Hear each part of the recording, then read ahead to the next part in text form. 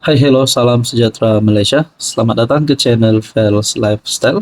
Terima kasih kerana terus setia dan terus bersama di dalam channel ini. Saudara-saudara yang saya hormati, tuan-tuan dan puan-puan. Ini satu kejutan untuk kepimpinan bersatu, kepimpinan pembangkang. Ada satu kenyataan daripada dua pemimpin besar bersatu, yaitu daripada presidennya Muhyiddin Yassin sendiri dan juga daripada Hamzah Zainuddin, yaitu sebagai timbalan presiden bersatu selaku ketua pembangkang. Antara kenyataan yang menjadi kontroversi dan menjadi tanda tanya bagi penyokong bersatu rasanya dan juga seluruh rakyat Malaysia.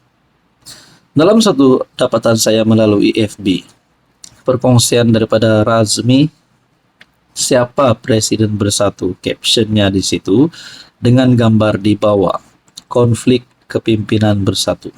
Saya tidak pasti ini benar-benar ataupun tidak, tapi kalau perkara ini benar, pasti menjadi kejutan juga. Tapi yang kita tahu, Hamzah Zainuddin pernah membuat kenyataan tidak menolak kemungkinan kerjasama dengan UMNO. Manakala Presiden Bersatu pula berkata, Bersatu belum putuskan untuk mengadakan kerjasama dengan mana-mana parti. Nah, dengan kenyataan ini menimbulkan banyak persoalan. Datuk Seri Hamzah Zainuddin, Timbalan Presiden Bersatu. Kenyataan bertarikh 2 Mei 2025. Bersatu tak tolak kemungkinan bekerja sama dengan UMNO.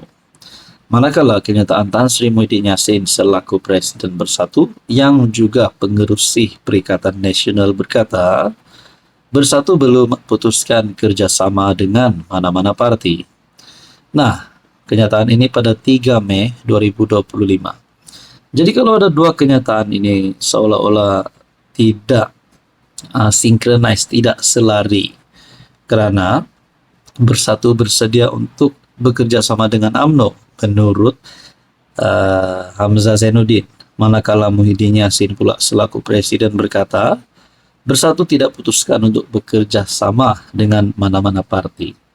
Adakah dengan ini Muhyiddin dan Hamzah Zainuddin sebenarnya sedang dalam keadaan yang tidak bersefahaman? Adakah ini akan menyebabkan konflik besar di antara Hamzah dan Muhyiddin? Mungkin konflik besar di antara kem Hamzah Zainuddin dan kem Muhyiddin Yassin. Mungkinkah Muhyiddin Yassin akan digulingkan sebagai presiden kerana mereka lebih memilih Hamzah, ataupun sebaliknya Hamzah Zainuddin yang akan dikeluar daripada Bersatu? Dan mungkin mana-mana kedua-dua pemimpin ini yang ditolak di dalam parti Bersatu, dalam pembangkang mungkin akan menyertai mana-mana parti lain, mungkin juga dalam kerajaan, kita pun tidak tahu. Dalam politik, apa-apapun boleh berlaku. Berkaitan dengan gambar ini, apa komen Anda? Hai, hello, salam sejahtera Malaysia. Selamat datang ke channel Fels Lifestyle. Terima kasih kerana terus setia dan terus bersama di dalam channel ini. Saudara-saudara, tuan-tuan dan puan-puan yang saya hormati. Ada yang kata menjelang pilihan raya umum ke-16, Perikatan Nasional akan mengalami kekalahan yang lebih teruk berbanding pilihan raya umum ke-15. Umum juga mengetahui PRU15 yang lepas, gabungan yang paling banyak menang kerusi parlimen adalah Pakatan Harapan dan seterusnya Perikatan Nasional. Namun ada yang kata setelah PH memerintah PHBN dan setelah PHBN memerintah Kerajaan Perpaduan memerintah, setelah beberapa pilihan raya yang diadakan, PRK, pilihan raya negeri, ada yang kata tren penyokong PN beralih sokongan kepada Kerajaan Perpaduan. Nah, saudara-saudara, adakah dengan ini menjelang PRU16, PN boleh hilang lebih banyak kerusi lagi? Ini satu tulisan. Menjelang pilihan raya umum ke-16, PN boleh kehilangan 32 daripada 74 kerusi parlimen sekiranya, dalam artikel daripada Kerengga, Harapan Daily, PAS parti politik lama dan berpengalaman luas. Mereka bijak membaca dan mencatur gerak politik mereka sendiri. Sebab itu, Apabila berdepan beberapa isu berbangkit dalam PN, mereka kembali membuka pintu kepada UMNO. Isu-isu berbangkit tersebut bukan sekadar tentang hubungan dengan Bersatu, seperti yang saya sentuh dalam catatan lepas, tetapi juga tentang peluang mereka dalam PRU 16 nanti, menurut artikel ini.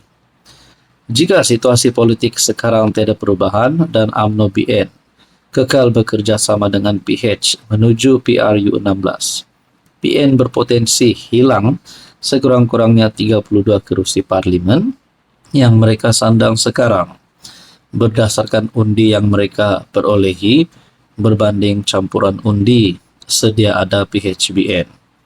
Hilang 32 daripada 74 kursi yang dimenangi dalam PRU 15 2022 bukanlah sesuatu yang diinginkan oleh PN, bahkan akan menjadi mimpi ngeri.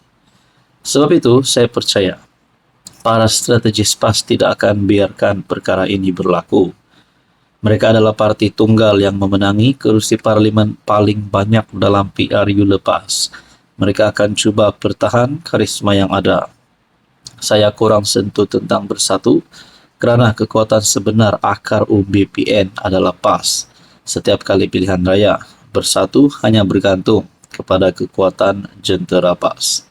Jika PAS memilih untuk tinggalkan kerjasama dengan Bersatu dan mereka gagal menumpang mana-mana parti dalam PRU akan datang, Bersatu berisiko hilang dalam radar politik tanah air seperti yang sedang dialami pejuang. Secara umumnya, 32 kursi yang saya maksudkan itu paling banyak adalah dari Perak, yaitu negeri tempat sedang berlangsung PRK Air Kuning. Jika PHBN kekal bekerja sama dan senario politik tidak banyak berubah, PN berisiko hilang 8 kursi di Perak, yaitu Gerik, Parit Buntar, Bukit Gantang, Padang Rengas, Kuala Kangsar, Parit, Pasir Salak, dan Lumut. Pahang pula negeri kedua yang paling banyak PN berisiko, terlepas dengan 7 kursi, yaitu di Jerantut, Indra Mahkota, Kuantan, Maran, Kuala Krau, Temerloh, dan Rompin. Seterusnya Selangor dengan 6 kursi, Melaka dan Pulau Pinang masing-masing 3 kursi, Johor pula berisiko hilang 2 kursi. Di Mersing dan paling menarik kursi yang sedang disandang oleh Tan Sri Muhyiddin, yaitu pengurus PN sendiri di Pago, juga termasuk dalam senarai. Selain itu, Kedah dan Perlis masing-masing 1 kursi parlimen, Parlimen Kulim, Bandar Baharu, dan Kanggar. Jadi saudara-saudara yang saya hormati, kalau perkara ini benar, ini bukan pasal lompat parti ke apa. Jadi adakah untuk mencegah perkara ini PAS akan keluar PN dan menyokong kerajaan, ataupun Bersatu yang akan keluar PN dan menyokong kerajaan? Jadi perkara ini boleh membawa kepada perubahan dinamik politik.